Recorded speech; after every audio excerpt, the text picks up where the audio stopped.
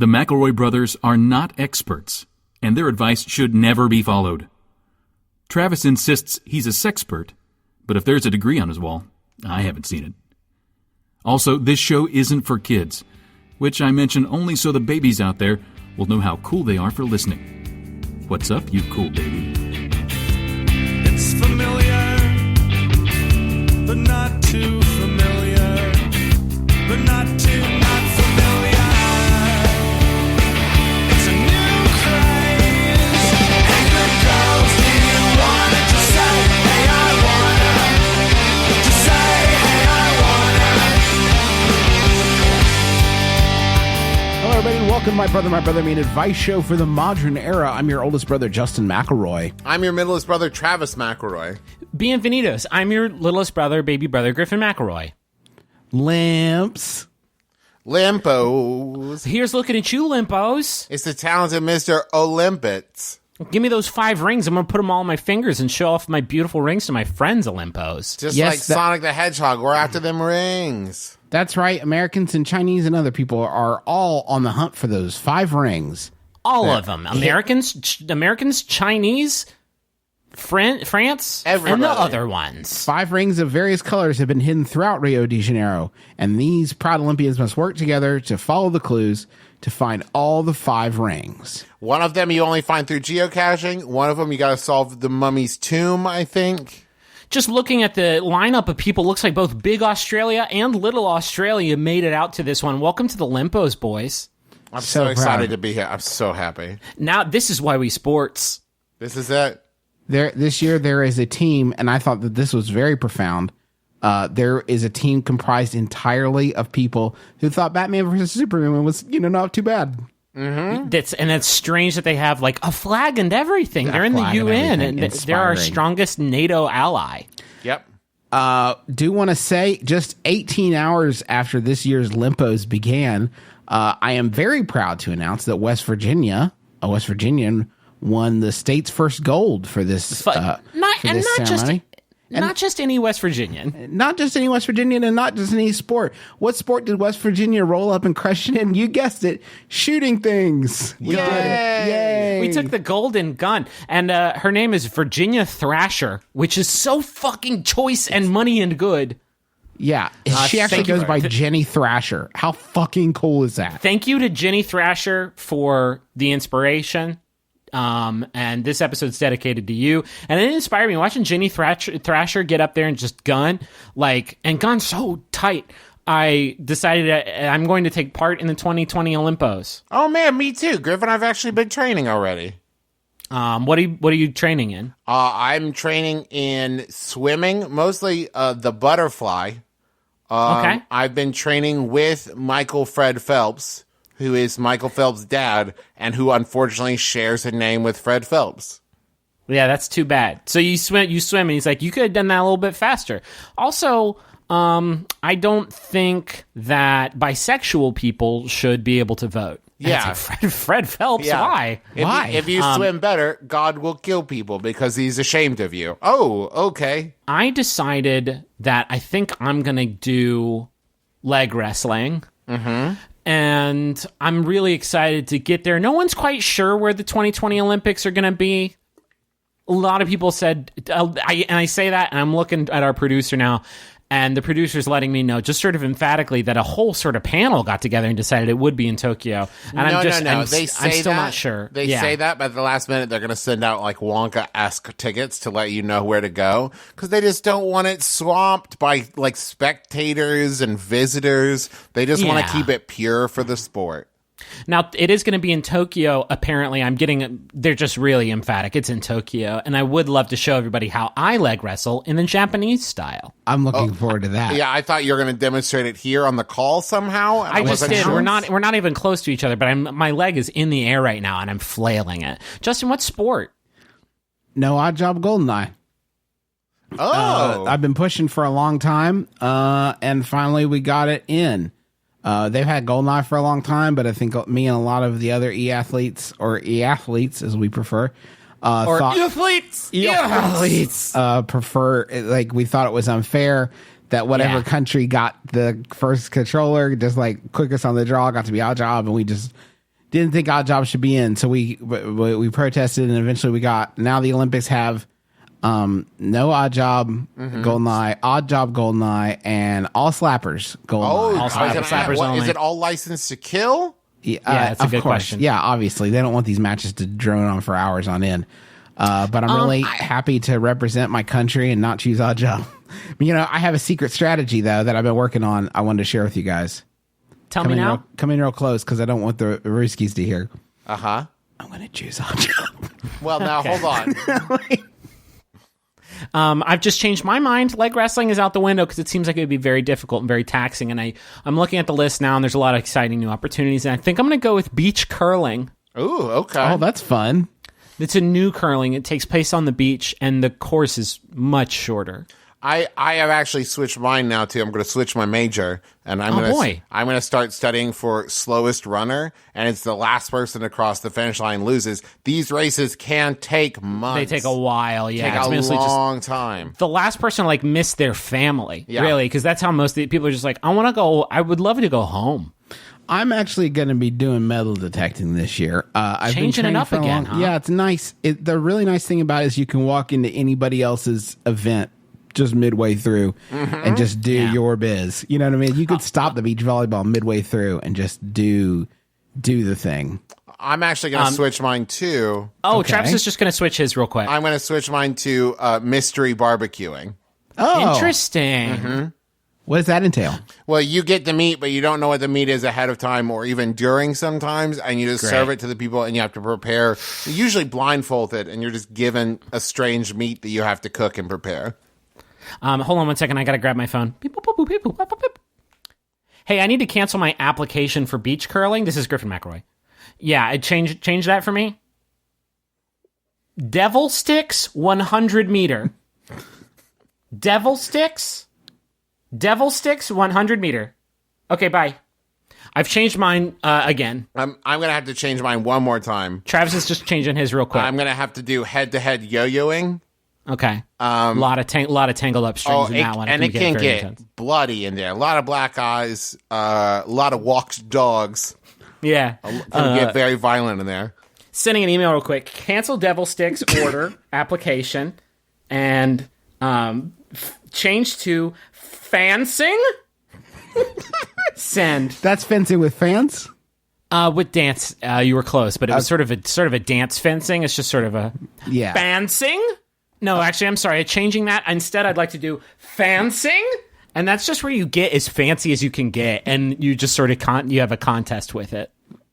Okay, my pager's going Looking forward to taking the platinum home on that one. It's even better than gold. Nobody's ever gotten it before, but I will. My pager's going off. Hold on one second. Let me check it. Okay, it's a message to call phone number. Let me call. Beep, boop, boop, boop, beep. Okay, that was me from the future. I've been informed that I have changed my category in the future to freestyle bad boy.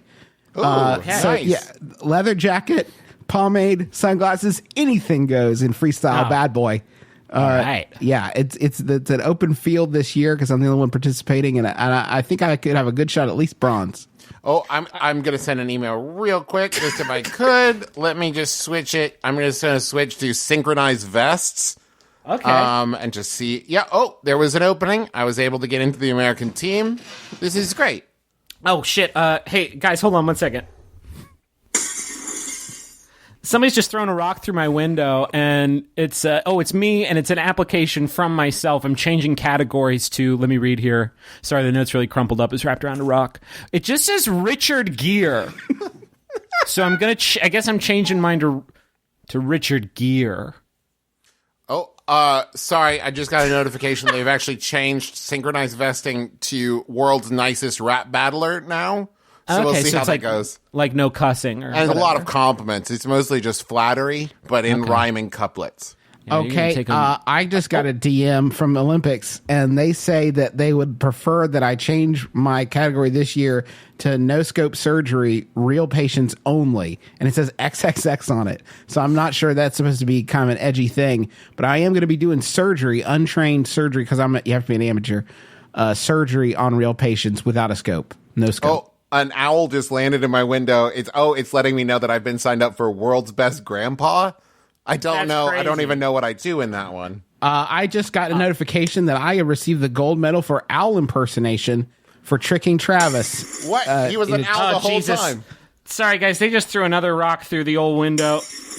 It was already broken. I don't even know how they did that, but I just got a new category here that apparently I've just been somebody else signed me up for it, and it just says Olympics. Super, super duper weird. I just got a text message that we have all won the gold medal for Olympics category choosing, and the anti-bronze for improv comedy. We've actually done it's so a sort good of it's a with sort one. of acid that you apply to bronze, and it just sort of dissolves it. Yeah, just all medals. One last fact that I wanted to share with everybody before we move on. West Virginia's shooting domination. There are 5 people competing in the Olympics this year that are West Virginia University graduates. Fuck yeah. Yeah, David Johnson is the manager of the team, WVU. Jenny Thrasher, Natch. Here's the best. Nico Campriani and Petra Zublasing, both from Italy. Italy's like, hold the phone. I hear there's a state where people are shooting so right. We gotta get them. It's what we've always raised you to be, little one. Ziva Dvorak from Slovenia has been called home to shoot shit for her country. We got this. Should we do advice? Yeah, good. Best of luck, actually, to all of our athletes who are from West Virginia and are competing on USA teams only. USA. Jenny Thrasher, I don't know if if you got plans now, if you're like on your way home or whatever, but if you want to dip into another event and just like check shit out, I ain't mad at you. Yep. Go just for it. Keep I bet winning. You, just keep wait till they winning. stop you. And if you want to be on our podcast, basketball, judo, let us know. You can be on our podcast, Jenny. That would be sweet. That'd be dope. So let's get into the advice. I'm ready if you're ready. Yes, let's do it. My friend's dog is extremely unsettling and disturbs me greatly every time I visit. He has a very human-esque eyes. You can see the whites that don't look like a dog's at all and don't reflect in the light. When I go to the bathroom at night, he's just sitting there waiting for me in the hallway. And he will sit on the couch like a man and watch the TV. He was found in the precious... not precious. The precious owner. The precious owner. No, he was found in the previous owner told my friend to keep him, thus passing on the curse. To top it all off, he has a human man name. Everyone loves my friend, tells him his dog's a human man in a dog's body. But he says he's, quote, trying his best. Please help. That's from Spooky Snacks in South Philly. P.S. It sounds like I embellished this or even made it up for the goof, but please understand I'm living in constant fear. Okay, point of order. You can't tell us that the dog has a human name and not give us the dog's name. Please. What's the dog's name? Bert? Let's go with Bert. Bert is a dog's name, though, that a human used once and thought it was funny. Jason? How about Ethan? Okay. Ethan is excellent. Yeah, no dog has ever been named Ethan. Or Aiden. Can you imagine a dog named... Come here, Aiden. Roberto Benini. Ethan is good. So, yeah, there's a lot of elements at play here, but I think I pieced all the elements together in a beautiful puzzle. And have you seen the trailers for this movie 9 Lives? Yes. With Jennifer Garner and Kevin Spacey as a cat, and I think that somebody casts like a wizardly spell on him to turn him into a cat. And I think the wizard was... Oh, it's the guy with the voice. That, it's everybody Walken. Just it's Christopher It's Walken. It's Christopher Walken, who I guess only appears in movies to teach dads lessons with magic. Like, I refuse to believe this is not a spiritual successor to Click. Like, it has to be, right? It's called Meow.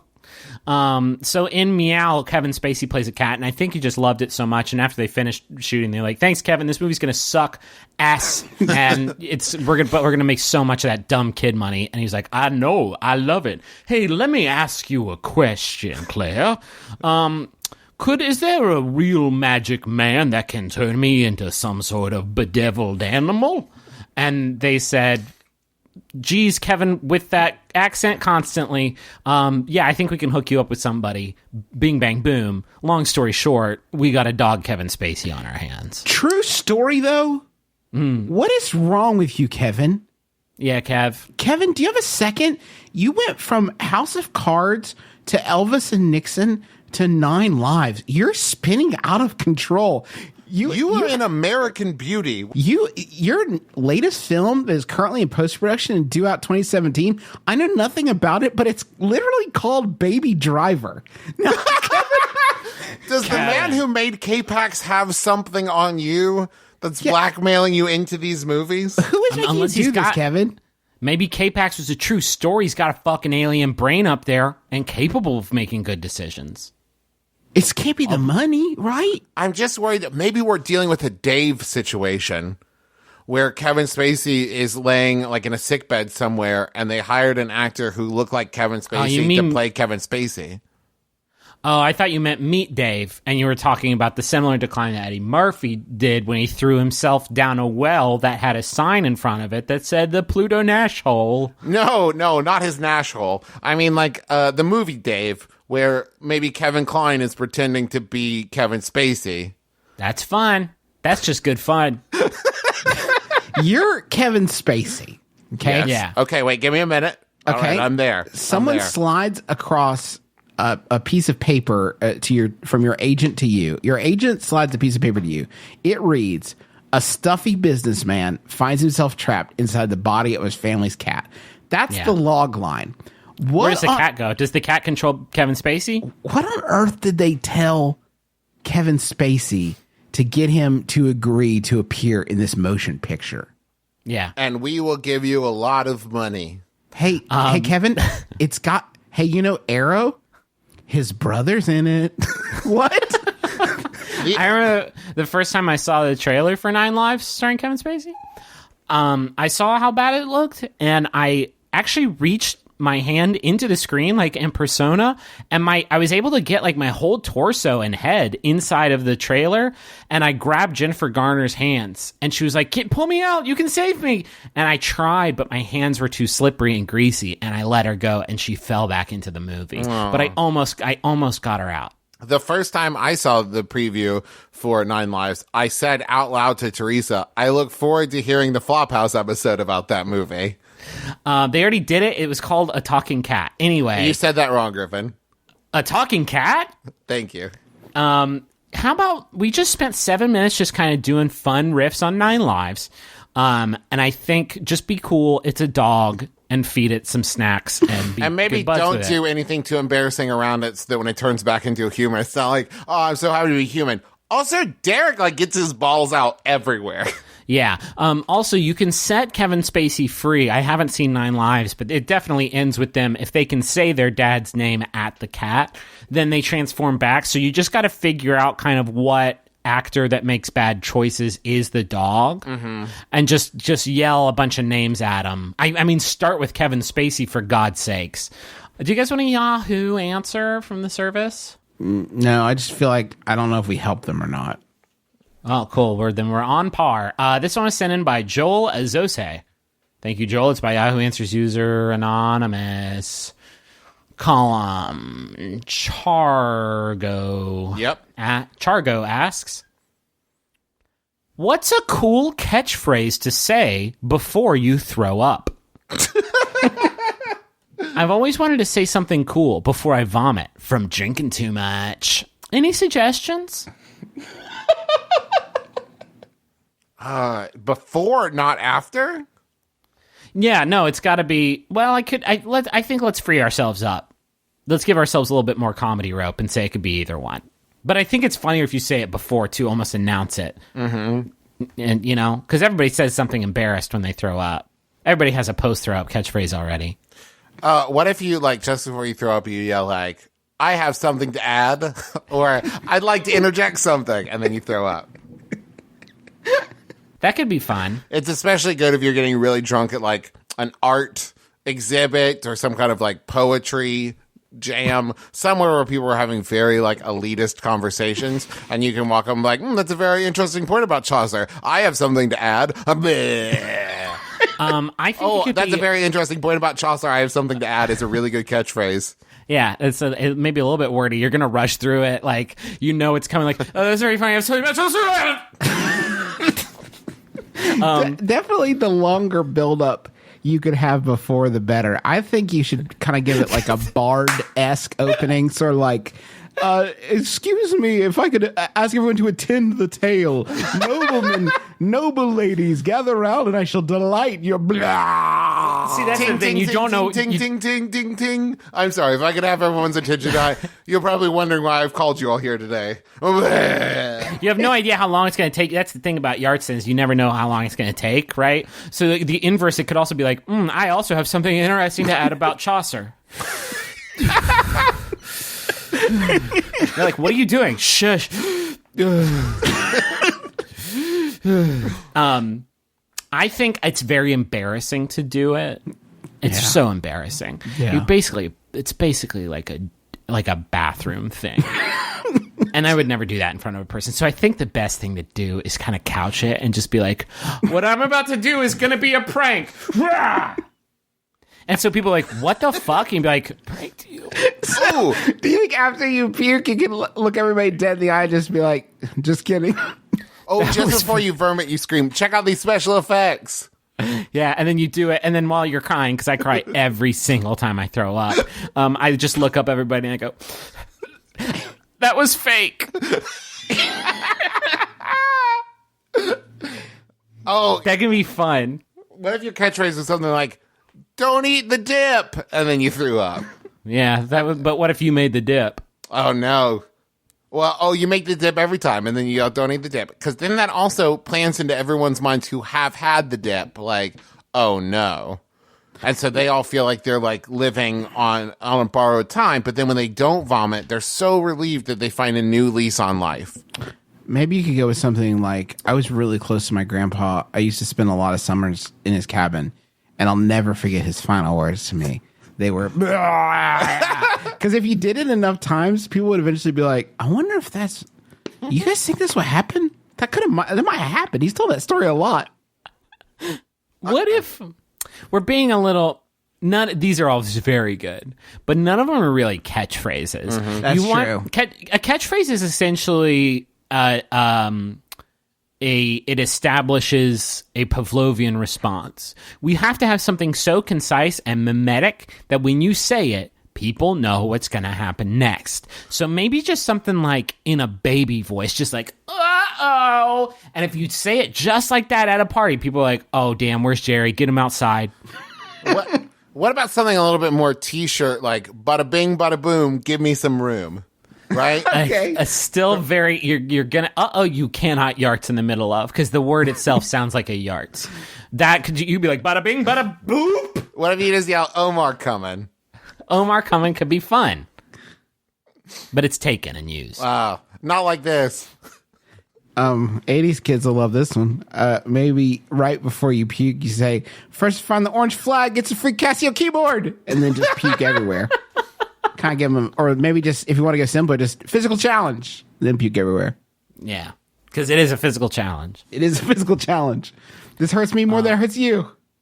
What if you just yelled, like, hold my arms back? Because it's confusing, because most of the time you would say hair, and it would leave people wondering what you usually do with your arms when you vomit. Sometimes my arms and back. That would be a good one. That puke you like's going to come back into style. Then just puke on everybody. And then after you puke, you can just look at them and go, damn fine. And that's fun. That's fun, kind of cultural. That's the thing that people don't do. The after, nobody ever, I don't think people celebrate the natural human bodily function of vomiting enough. Yeah. And I think that you could just like turn around and be like, what was that? Am I right? Like, or just turn around like 10 out of 10. Could you lean into what was that as though it's never happened to you before? Like, you really didn't know that was one of the holes where that thing happened. What could that have been? Oh, that's good because you can get the build up and the after of like, what is this feeling? It would be amazing if it could be a payoff. Like in every conversation you're in the party before, you find a way to work it around to the fact that you don't think vomiting exists. And then when you do, it's like, oh my God, my eyes have been opened. This is astounding. Can you believe Chuck was claiming he vomited earlier? That guy. What is he, a Tex Avery cartoon? Come on. Here's what I think you do. Because if it's something that's happening to you because you party a little bit too hard, and I get very nauseous when I drink, I know it's like. I think if you know you're about to go somewhere where you're about to really party-arty, then you tuck a small key in between your gums and your cheek. And you put a little handcuff key in there. And then when you yarts, you let the key come out of the mouth and you get it and you hold it up and you say, "Oh, thank God, I've got to go." And you run out of the house. Oh, that's good. What they don't know is you've eaten a bunch of handkerchiefs earlier. When you vomit, you just start pulling them out and then say, "Ta-da." You fish your cell phone out of your pocket and you hold it to your ear and you go, "Susan, I found it. I'm on my way." And or you throw up an engagement ring and then immediately get down on one knee to whoever you're next to. Just whoever. Just whoever's closest. Because they're going to say no because you're a big vomit boy. But at least it looks like you staged an elaborate proposal and then you got shut down. So now you're going to get a little bit of pity, not for the vomiting, but probably also for the vomiting. Okay, so you don't propose. Maybe you just get the ring and just like, oh, this is embarrassing. Okay, this was not supposed to go like this. I had a whole Bruno Mars song queued up and everything. Okay, this is embarrassing. Recently, my girlfriend was asked by her best friend to be her maid of honor at her upcoming wedding. She asked her by presenting my girlfriend with a bottle of wine that had a customized label printed on it that said, "Will you be my maid of honor?" My girlfriend, of course, said yes, and life is good. However, my question is, should we drink the wine, or are we supposed to leave the wine inside as some sort of artifact to commemorate this special occasion? Would it be even more rude not to drink it? And that's from Not Drunk Enough Yet in New Jersey. My in-laws threw me and some of Rachel's friends from St. Louis who went to visit, and they threw us a surprise baby shower there, and somebody brought little It's a Boy lollies. And I was like, fuck yeah. I took one, unwrapped it, popped it right in my gob. Didn't even think twice. Even think twice about how this will be a treasured little artifact. I just like, oh, cool. It's a blow pop. Considering you co-host a podcast with a man who, at the age of 12, ate his own It's a Boy cigar from his birth. His cigar from his birth, then I think you're in fine company here. It's a genetic trait of, I guess, just to define that trait, we're shitheads. Just shitheads who love gum. Judging from your tone and your username, it sounds like we're really talking about time frame here. It does not sound. It's going to happen, right? Like they're going to crack it open. And the problem is, the longer you wait, the guiltier you'll feel. If you did it like the day you got it, like, oh, that's nice, pop. Like, okay, but now you're building up momentum of not having opened it yet. So the moment when you open it will have to be this, like, this is the moment, like, here, now. And also, the longer you let it sit in there, the better it tastes. Well, I'm going to bet that a lot of work went into the custom, sweet, awesome label. I doubt very much that they slapped that custom label on like a $300 bottle of wine. Yeah, it seems to me that if you get someone a bottle of wine that deserves to be celebrated, you probably don't cover up the label. I've won quite a few murder mysteries at Ravenswood Castle with the Shadow Stalkers group out there, and when they commemorate the victory, they give you a bottle of wine. I have several of these, and every time they give it to you, they say, "Now don't drink this wine because it's terrible." It's like, oh, that's good. That's good to know. It's technically cooking wine. It's basically, yeah. Do you like vinegar? I think you do. I do think you drink it though. Yeah, I think there's something about you got to save the bottle. Maybe you could turn it into like a vase or put some like colored sand in there. That's a good question though, Trav, because you are opening up yourself up to a second question of like, what do I do with this empty bottle with a label on it? There's so many art projects you could do. Yeah, man. You make a little sand art. You could turn it into like a fun puppet or something. You could turn it into an action figure for the kids. Just put a little ping pong ball on the top and you draw a cool face on it. And you just like tape a gun onto it or something like that. And it's like an army man. Listen, if you're going to keep it as a souvenir regardless, I think what you got to ask yourself is what looks nicer. Like a full bottle of wine or an empty bottle of wine. I think you could probably sleep a bit easier knowing that you have a full bottle of wine in the house at all times. Like, don't tuck into it. It's like your emergency bottle? Yeah, exactly. It's better to know it's there and you don't have to use it. Well, and also, unless they're into, like, glass blowing, they didn't make the bottle. Like, the label is what matters. And you could, like, steam that shit off there. Yeah, steam it off and make a little brooch out of it. Or slap that in, like a wedding scrapbook. Like...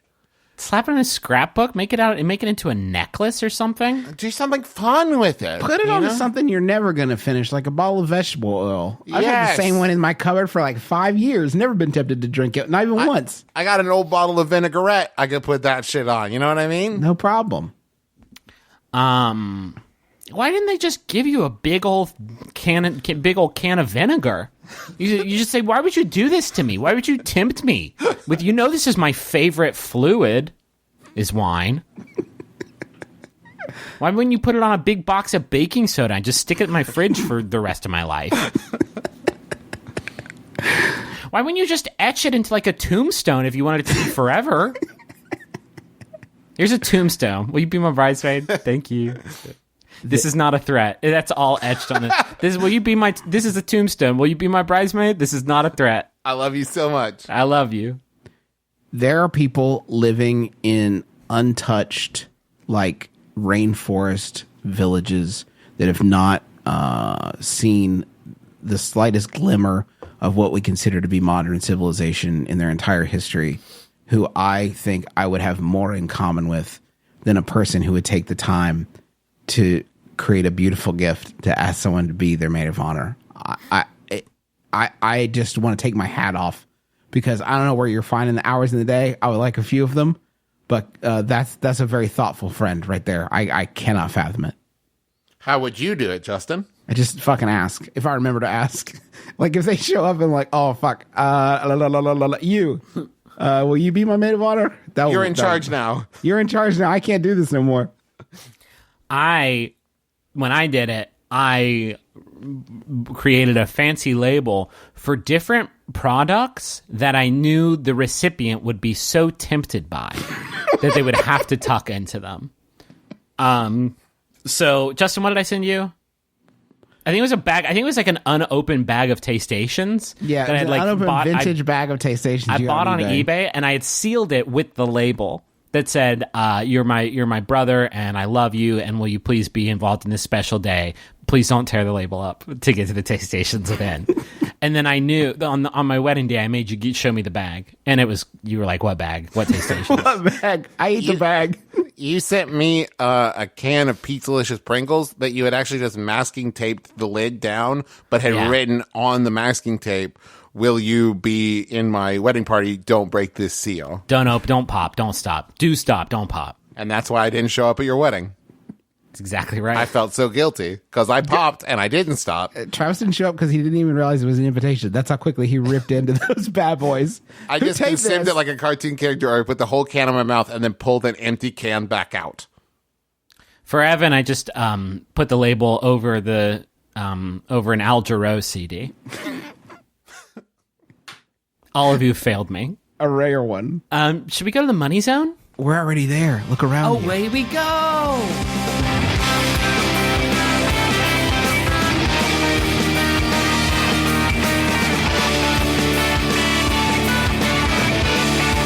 My Brother Me is supported in part by Casper, an online retailer of premium, obsessively engineered mattresses for a fraction of the price that you're going to pay in a store. Travis, you sleep on a Casper. How's it going? It's going so because good. Casper sent us an email like, who wants to try out a Casper? And Travis is like, me. I do. I wanted a bed. I'm actually eyeballing it right now, waiting for the time when this stupid show is done so I can take a nap. And it's going to be so good. Like, listen, it's good for night sleeping, but it's so good for day sleeping. It's the best naptress I've ever had. What's so good about it? It's great. It's like a cloud. I've slept on mattresses before that had like really uncomfortable springs in it, and just couldn't seem to find a balance between like too soft and too firm. And it just, all in all, like every mattress seemed like it was just trying too hard to win my favor.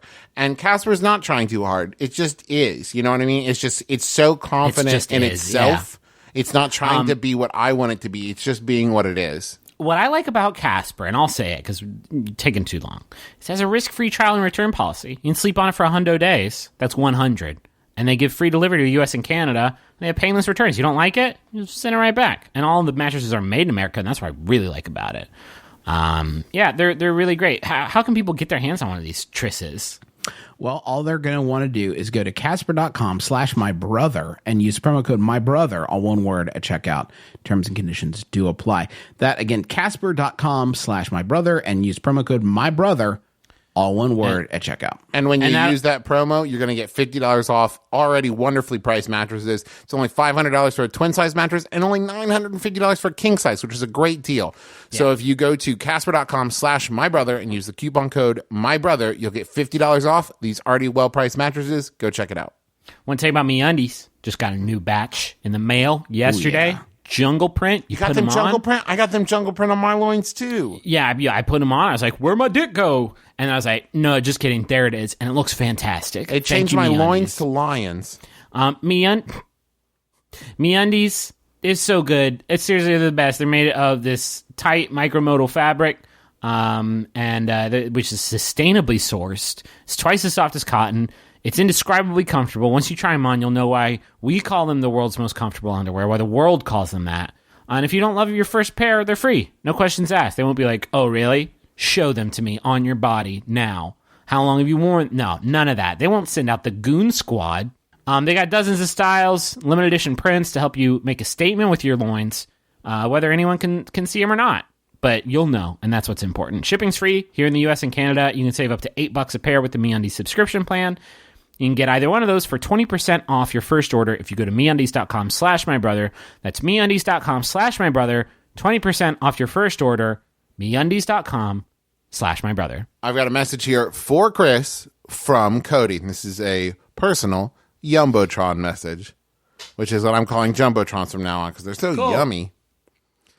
After playing you the McElroy Family Fun Hour episode, I was a bit disappointed when you didn't seem too entertained. But on my birthday, when you made a special trip to pick us up a bag of Totino's Cheddar Blasted Pizza Rolls, I had to let the McElroy brothers and all the listeners know how much I love you and how lucky I am to be your husband. That's nice. That's sweet. I'm sorry that Chris was not immediately floored by our antics, but I'm glad that our viral marketing wormed its way into his brain. Yeah, those flavor blasted shits is no joke. How do they get so many flavors and so much of them on it? I can't tell. I think it goes a little something like this. I have another message here. This one's for Air Bear, and it's from Meglet, who says, oh, they want us to sing. You can do this. Okay. It's the Hamilton thing.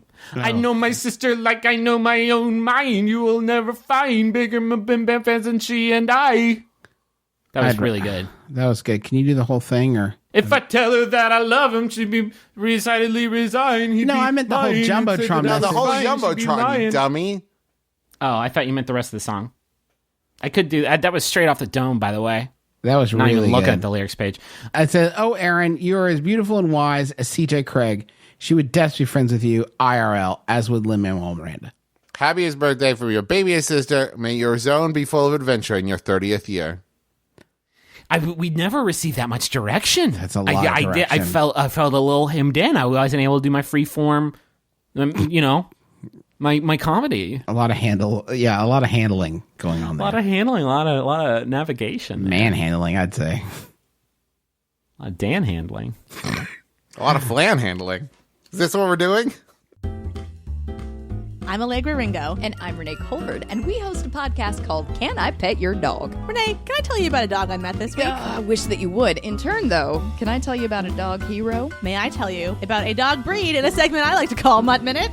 I would love that. Could we maybe talk about some dog tech? Could we have some cool guests on, like Lin-Manuel Miranda, Nicole Byer, and Ann Wheaton? I mean... yeah, absolutely. I'm in. You're on board? What do you say we do all of this and put it into a podcast? Yeah, okay. You think? All right. Should we call it, I don't know, Can I Pet Your Dog? Sure. All right. What do you say we put it on every Tuesday on Maximum Fun? Or on iTunes. Sounds good to me. Meeting's over. Do you want a Yahoo? Yeah. Do you guys want to get political or not? Yeah. So sent it by Zoe Kinski climbing that ladder or riding high. I think Zoe Kinski's riding high at this point. It's by Yahoo Answers user Gator who asks, is Mayor McCheese a Republican or a Democrat? Ooh. No additional information. Elocuted or required or desired. Well, let's look at his policies. I think that'll give us a clear indication. He's for flavor. Loves it. Loves the shit. But he's anti same-sex marriage. Okay. Okay, so no, I think he's definitely for flavor. I think just like, I don't think he's anti same-sex marriage, right? Because they're all fry guys, right? What it really comes down to is he pro Grimace and bird person marriage? Yeah, that's the new frontier. He loves flavor. Let's just really focus on that. He's very pro flavor. We can all agree on that. His head is a ham. Like, let's not make fun here. His head's a fucking hamburger, and we know that. Right. I think he's got to be tough on crime, right? Because I think if the Hamburglar ever tried to steal his head, which would kill him, like, that's a crime he doesn't want to happen. So he's got to be tough on crime. He's a living hamburger man who resides over a world based around the selling and consuming of hamburgers. Well, I do want to get in here, Travis, and just correct you very quickly, in that he's not necessarily a hamburger man, but his head is a hamburger. He definitely has like a human centaur, body, but a hamburger. Like, he's half hamburger, half man. He's a man burger. But this man burger is selling baby burgers to the public to consume.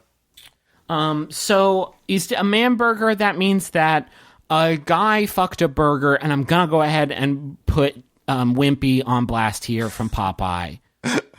Definitely is Mayor McCheese's dad. I'm just saying that with his like cannibalistic like lifestyle, I feel like we could. I don't think he eats burgers, does he? But he wants those babies to be eaten. I feel like we could launch a very successful campaign against Mayor McCheese if we wanted a coup to replace Mayor McCheese as the like mayor of Hamburger Town or whatever it's called, McDonaldland. Speaking of McDonaldland, I wanted to take a quick break to look at the Wikipedia page for McDonaldland. I want to tell you guys about the Wacky Adventures of Ronald McDonald. This is a videotape series released from 1998 to 2001 by Rugrats creators Klasky Supo. I remember these tapes. The series depicted Ronald, Grimace, Birdie, the Hamburglar, and here's where we start to lose the plot a little bit. A few new characters like Ronald's pessimistic dog Sunday. Well, hold on. Wait, what? Why would your dog? How could you live?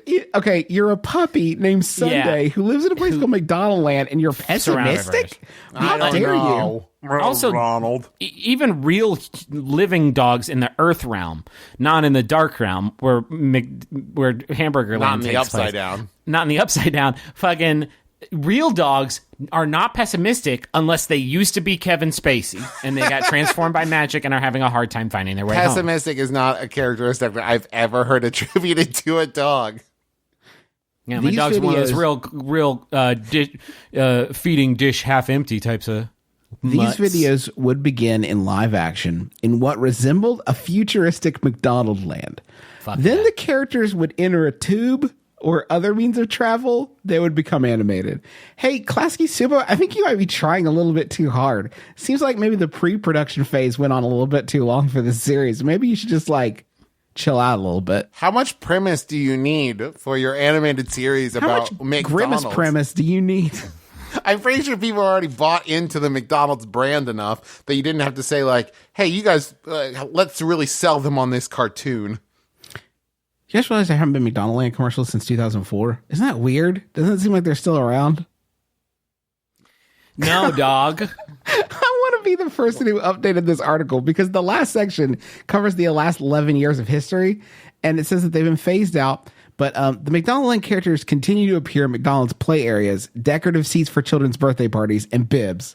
Though only Ronald McDonald, Birdie, Grimace, and Hamburglar appear in them. They also appear in some soft drink cups until 2008. They do, however, still appear as cookies in pouches, respectively titled McDonaldland cookies. As of today, they're still burning through the same McDonaldland cookies that they made in 2002. Guaranteed, absolutely. As of today, the characters appear on the windows of some McDonald's restaurants.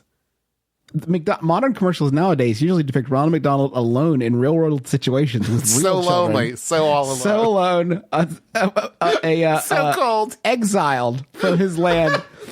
Whether he visits a local restaurant or goes to visit sick children at a Ronald McDonald house. So, I want to be the person who's like, oh, whoa, park, pull over, check that window. That's a grimace. I'm putting this on Wikipedia. Yeah, we found him. We found him. That's another spotting. Is Mayor McCheese, is his first name Mayor? Does he actually have the title of mayor, or is his name just Mayor? I've been doing some deep web Googling, and character description, Mayor of McDonaldland, the cheesiest burger in town. Is that how we got elected? Was there no, proper vote? There's, who's the cheesiest burger? Is this Edwin sounding motherfucker? According to the same wiki that Justin and I are now the only two active users on in the whole internet, he's portrayed as a giggly, bumbling, and somewhat incompetent mayor. Well, based on HR Puffin stuff. Well, the character was dropped during the streamlining of characters in the mid-'80s. He did die, I guess. He died. I guess he did die. I have a hard time picking out his affiliation here, but I feel like libertarian. That would be my thinking. I'm actually looking here. It says Bull Moose Party.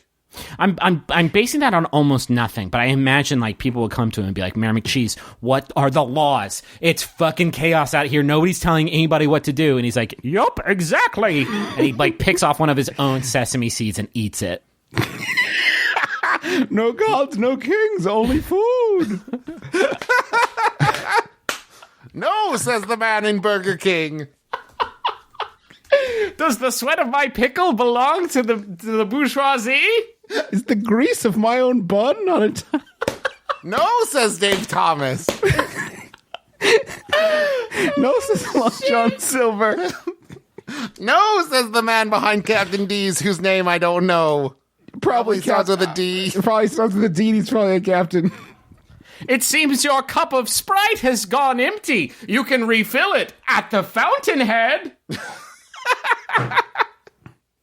Welcome to my play place. Stupid. This is a dumb fucking podcast. It's a dumb podcast. Hey, brothers. I have a query which I could use a little help with. My boyfriend and I have been going out for almost a year now and are talking about moving in together.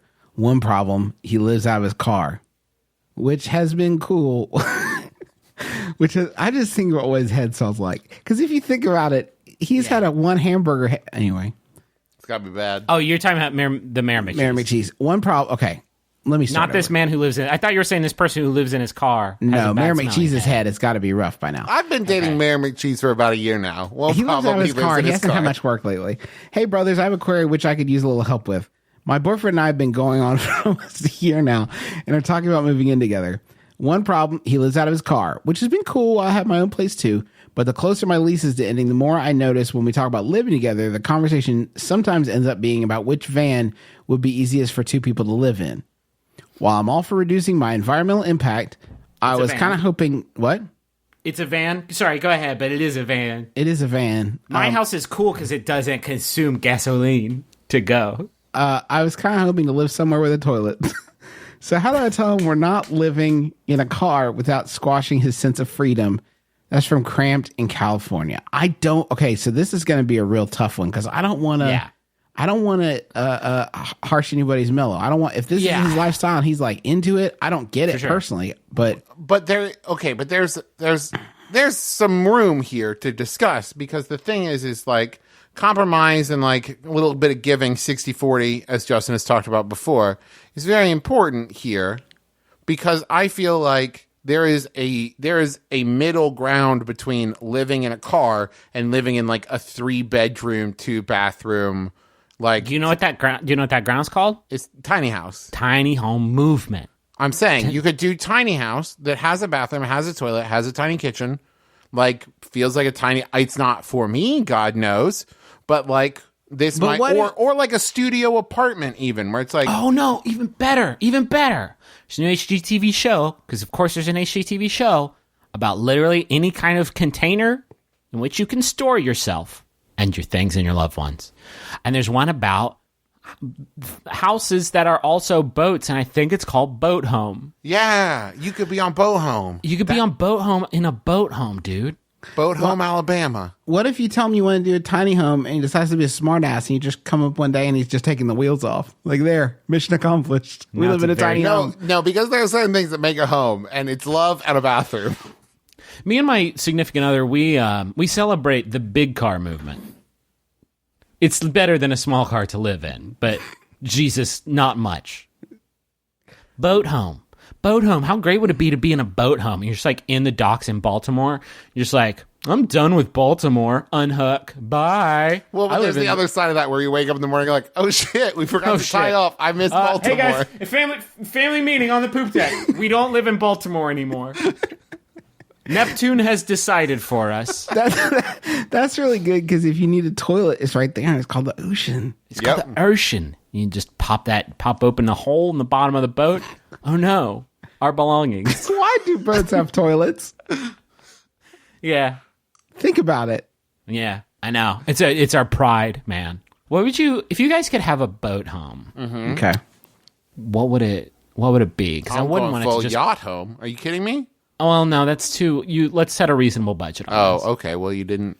$150. I would want to live on a super massive boat that's 100 miles long. No, Trav. If I can't do pirate boat home, no, I'd like to go the other way then and do full like Big River Tom Sawyer, just like just a raft home. Oh, no roof, just right. Just me, just out there with my friend Jim. Just looking up at God's bounty. at the stars, and probably really hungry because we don't have a refrigerator or any way to store a toilet food or anything. Yeah. Could I just get an RV and attach some really good balloons to it and just float that shit? Like Lazy Up? Yeah. Just float that RV. Up to open ocean? Up to with fewer balloons because the first one stressed me out. I remember watching Up 1 just going like, oh, God, that's a lot of balloons. Are there going to be that many the whole time? Shit. Wait, was the sheer number of balloons bothering you? Do you remember watching Up and like when the house first opens up and you're like, oh, he's going to float the house on some balloons. But then there's like a million fucking balloons and you're just like, oh, man, that's way too many balloons to even look at. I don't know what you mean. Did you see the fucking movie? Yeah. Yeah. A lot of people stopped watching it after that very sad intro that you had to pay your tears tax for. But then so a lot of people quit and they don't even know how many fucking balloons there were that popped out of that house. But there were so many and I looked at them and I tried to count all of them and I was like, this is a fool's errand. Because there were too many balloons. So many balloons, it just got me so anxious. You know what I'm talking about, right? Yeah. Balloons would start popping during that movie and like would fall out off the house and I'd be like, oh, thank God, more balloons that I don't have to worry about. But when they had the maximum number of balloons right there at like sort of like 25 minutes into the movie, I was like, fuck, that's way too many. Way too many balloons. I'd want to live on a historic boat that we get some people coming by to like check it out. Because I get lonely. What about a ferry that's in operation? So every day you just have thousands of visitors. Welcome to my ferry. Would you like to play a video game with me? Oh, that's nice. We could play like some euchre, you know? Please, just like, it's so nice to have visitors. Please take your shoes off on the ferry. I would like to live on some kind of boat that no one believes that a human being should be living on. Like what, Trav? I don't know, like maybe like one of those submarines that they use in Planet Earth to go down and look at like the stuff way, way down there. And it's just big enough for like 1.5 people and it's got tiny portholes. I would like for that to be it's like a tiny boat home movement. That's what I'm going for. We're getting away from the point. Should this person live in their significant other's car? No. Whose van are they going to live in? I mean, I really think tiny home's the way to go here. I watch them and I just think like that would be so great. I mean, it's not ideal for me. I don't know that I could stand it, but like, well, it's because you rip those cheesy blasters all the time, dog. You blow the doors off the motherfucker. No, it's mostly that I would just be constantly like Harry and the Hendersons, like turning around and knocking stuff off of everything all the time. I do that now, and I live in like a full-sized home. I can't imagine how much chaos I would wreak upon a tiny home, but it would not be good. I would be like Alice in Alice in Wonderland, growing through with my arms and legs and head poking out the sides and top. Yeah, I love it. And then you get your tummy cut open and you're a cake the whole time. Exactly. Just I like don't Alice. like the tiny homes where they've built an extensive outdoor area. It's like, hi, can you go home? You're cheating. Can you not? That's my home. That's part of my extended home, which is all outdoors. We have to share that. You can't claim it. I would like to have a tiny home that lives in the yard of my full-sized home, and it's just like my retreat home, just for me, when I want to feel like a giant. Just the exact replica of your current home? Exactly the same, but like much smaller. What else would you have in your very tiny home, Travis? Tiny tables, tiny chairs, some tiny utensils. But they're all tiny to different scales. Yeah. So the table is like for a mouse. Mm-hmm. But the chair is like for a dog. And it's like, well, this is just, come on. I don't want it to make sense. I want it to be like a tiny fun house. You know what I mean? And maybe one of the floors slanted, and it gets to feel like I'm in like a tiny mystery house. That's fun. Why aren't there tiny mystery houses? Why aren't there more? Okay, why don't I have a house with a secret passage in it? Why don't any houses have secret passages? Well, yeah. Oh, you know what'd be great? A secret passage between your regular sized house and your tiny house, so that when guests like fall asleep, you just push them through the secret passage, and they wake up in the tiny house, and they're like, "What happened?" That's good. I have a great fucking idea. Okay, You have to call the boyfriend's bluff by saying, "Oh, you want to live in a bigger vehicle?" I was thinking we would simplify. I want to live with you, my darling love, on a horse. On a horse's back. That will be our home. An even smaller thing. It's going to be it'll have a big saddle on it, and we'll have some saddle bags where we'll keep one plate and one can of beans. That shall sustain us for the rest of our lives. Sustain us. That and our love on this, the back of a horse home. Have you seen the new HGTV show Horse Home? It's extremely short. Each episode's like 2 minutes, and Drew and Jonathan are just like, this seems like a good horse. Saddle up, and that's a home now. That's a home. Good. Have fun out there. Be safe. Do you want an umbrella or something? No. Okay. Just the one can of beans. Okay. What's the horse gonna eat? The horse won't eat. Yeah, I guess so. I'm not a horseologist, but I think they would love some of those beans. But folks, that's gonna do it for us. We hope you have enjoyed yourself. Here on the My Brother, Me podcast. We're sorry if some parts were dumb. We don't mean for it to be dumb. We're just doing our best out here.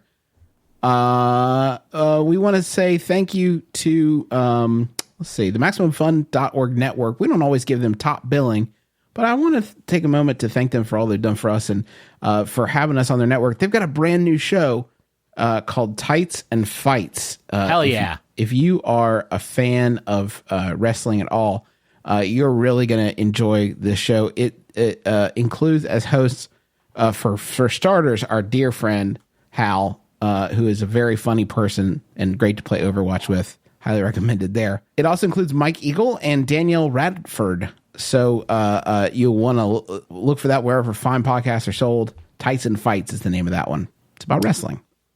We also want to let you know our Monikers game, I believe, is still going. How many more days do they have? A handful. A handful of days. A paltry handful. By the time, there will not be another episode before it ends. There are literally 2 days left as you're listening to this. Do not sleep. If you've been waiting till the last minute, this is the last minute. Go to McElroyCollection.com. Order that now because it's not going to be available once that pre-order's done. It's gone. I really want to hit this hard. We have no plans to sell it as a product after this pre-order. The only people that are going to get it are people that pre-order it. I hope we've made it explicitly clear because I will shout down anybody who I won't shout down. But you don't wait until next week and then say like, oh, I should get. You cannot get it at that point. It's only pre-orders. It's the only way that we know how to make as many as we need. A portion of all sales are going to go to Grow Huntington, which is an organization here in our home city that is fighting addiction with urban farming. They actually just got their land and they are trying to get the money together to get this urban farm going for people who are in addiction recovery. It is a great effort, and we hope to be able to support them a lot. And every time you buy a copy of our game at McElroyCollection.com, you are helping to do that. You can find more info on that group, Grow Huntington. That's GRO Huntington.org. The expansion is only $10. Help support us, help support Grow Huntington, and you know what? Get a fun game for you and your friends to play together. McElroyCollection.com. Do not wait. Go there now. We wouldn't do this if the game sucked. It's a fucking great game. We played all the time. Okay. I want to thank John Roderick and the Long Winters for the use of our theme song, It's a Departure, off the album Putting the Days to Bed. We plugged Max Fun. We have other podcasts that we do, both on and off Max Fun. You can find all of those at McElroyshows.com. You can also find out how to get in touch with us. I think Travis finally added my P.O. Box info. I did it. Buddy. Speaking of other podcasts, I did want to give a quick plug for this is not a Max Fun show. But my cousin Michael and my father-in-law Tommy just started a new podcast called Court Appointed. Michael's a lawyer, and the show is sort of about pop culture and how it intersects with the law. And you will learn things, but you're also going to have a lot of fun. There's a lot of dad jokes, and it's a very funny podcast. And I think you will very much enjoy it. They are on iTunes. Just search for Court Appointed. The response to it has been really, really good, and I think you really like it. If you ever listen to Sawbones or Schmanners, which are sort of that historical kind of comedy podcast, I think you'll dig this. It's sort of a legal take on that sort of structure, and I think you'll dig it. It's called Court Appointed. Check it totally out. I do a show with my friend Tybee called Interrobang. We are doing our first ever live show. Saturday the 13th is when the live show is. It's at the 3 clubs here in Los Angeles. Tickets are only $8 at the door. Come out. It's going to be a really great time. The show's at 7:30. So if you're in LA and you want to come out and either check out a new podcast or support a podcast you already like, the 3 clubs, 7:30, August 13th. Come see Interrobang live for the first time ever anywhere. Do you guys want that final? Yes, I'm please. ready. Here comes. Sent in by Level 9000 Yadru Drew Davenport. Thank you, Drew. It's by Yadru Answers user JMoney 36116. JMoney asks, what kind of apple juice comes in a small glass jar like the ones that were on the TV show Martin? It's Justin McElroy. I'm Travis McElroy. I'm Griffin McElroy. I know what he's talking about. Those shits was on Boy Meets World, too. You look good. Beautiful This has been globes my of brother- refreshment. This has been my brother. My brother may kiss your dad score on the lips.